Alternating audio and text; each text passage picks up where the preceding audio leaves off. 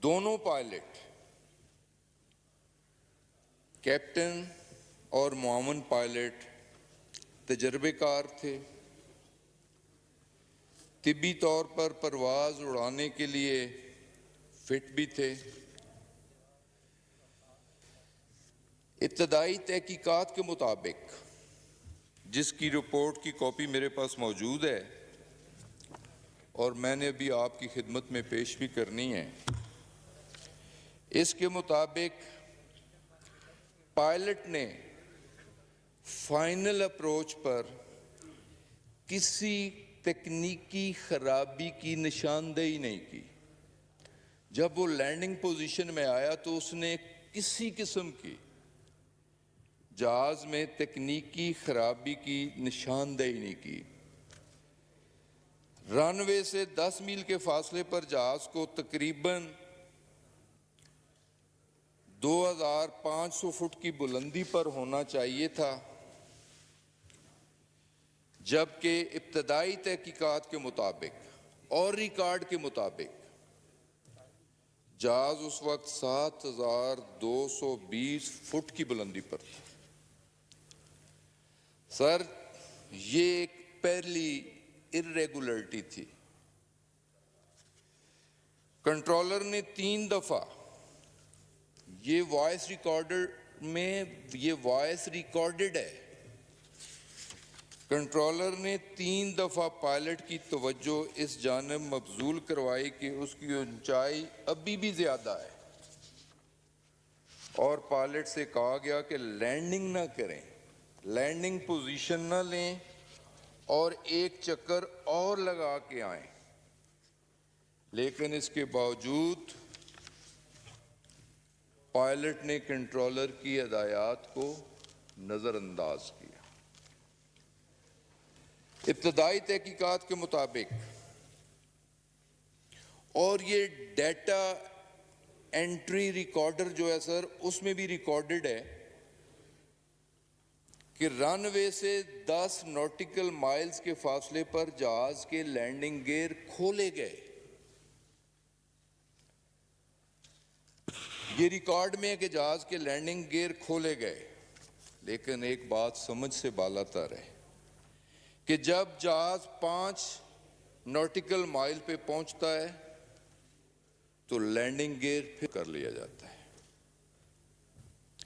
ये भी data recorder में ये एंट्री और ये एक्शंस कि 10 nautical miles per landing gear खोले गए और 5 नॉटिकल माइल्स पर जहाज के लैंडिंग गियर ऊपर कर दिए गए।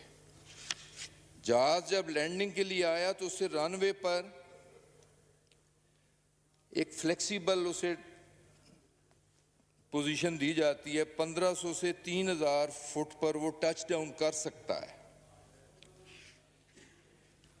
जहाज की रनवे की टोटल लेंथ होती है 11,000 और 1500 से 3 के उसके स्टार्टिंग पॉइंट पे 1500 से लेके 3000 तक वो टच डाउन करना चाहिए, असूलन जो गाइडलाइंस दी गई हैं। लेकिन जहाज लैंडिंग गियर के बगैर, ये सारी चीज़ें सेल्फ एनालिसिस है लेकिन जो हकीकत पे मबनी है, ये तो मीडिया में पहले भी चीज़ें चल रही हैं कि विदाउट लैंडिंग गियर्स जहाज 4500 फुट पर लैंडिंग गियर के बगैर इंजन पर टच डाउन करता है। उसके इंजन 3 बार, वो वीडियो मेरे पास मौजूद हैं, 3 बार जहाज लगता है, फिर जंप लेता है, फिर लगता है, फिर जंप लेता है और तकरीबन जहाज 3000 से 4000 फुट तक रनवे पर रगड़े खाता रहा। इस रगड़े खाने के बावजूद, जिसमें इंजन काफी हद तक डैमेज हो गया, उसी दौरान पायलट ने दोबारा जहाज को उठा लिया। उसे कोई इंस्ट्रक्शंस ना उसने ली ना उसे दी गई। इसमें भी कोताही दोनों साइड से थी। एटीसी की भी कोताही है, कंट्रोल टावर की भी कोताही है।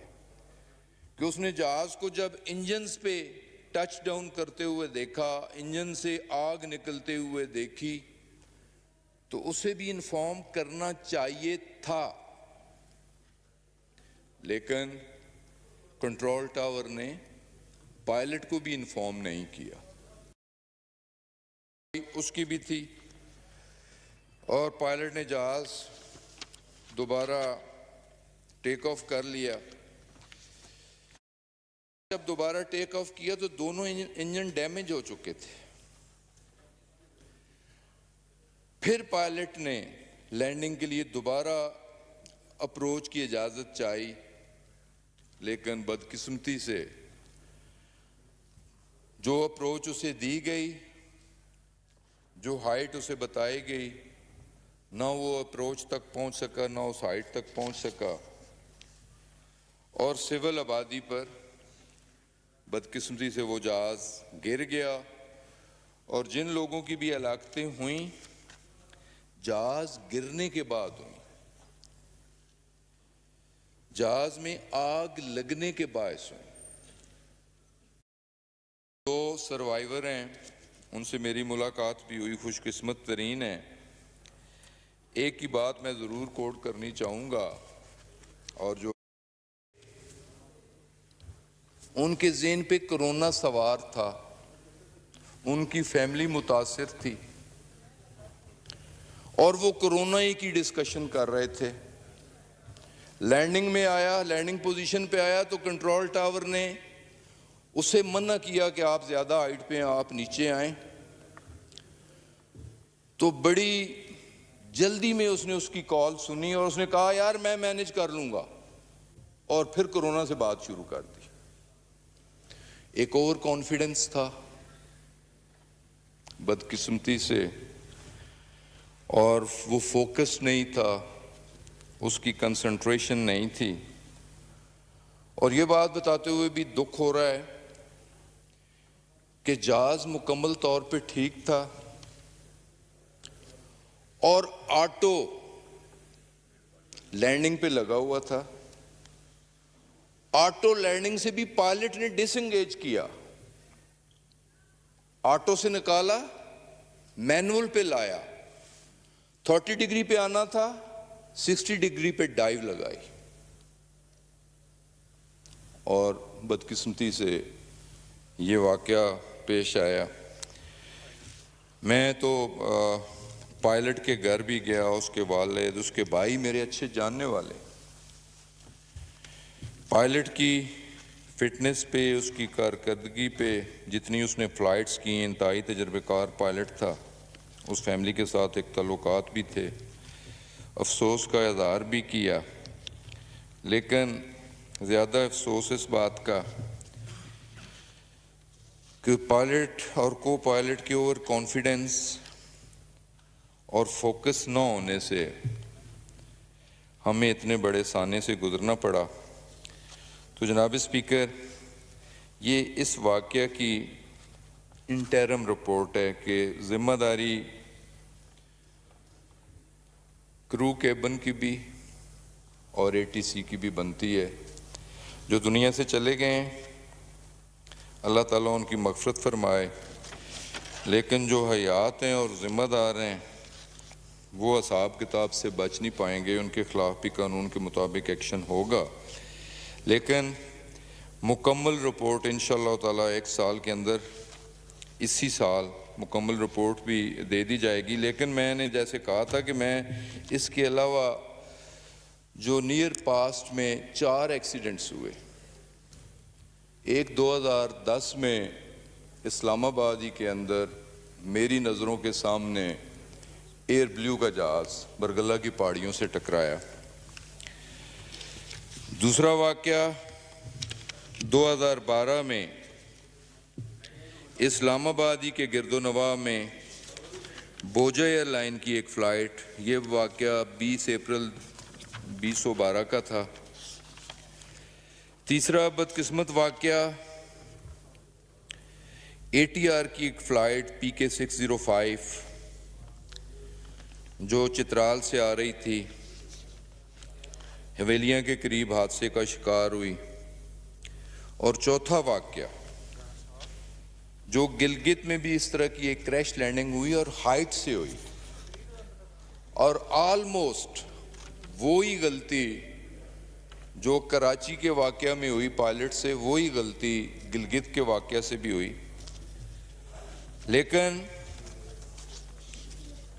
क्रैश लैंडिंग तो हुई, लेकिन गिलगित वाकया में तमाम पैसेंजर महफूज रहे, जहाज़ तबाह हो गया।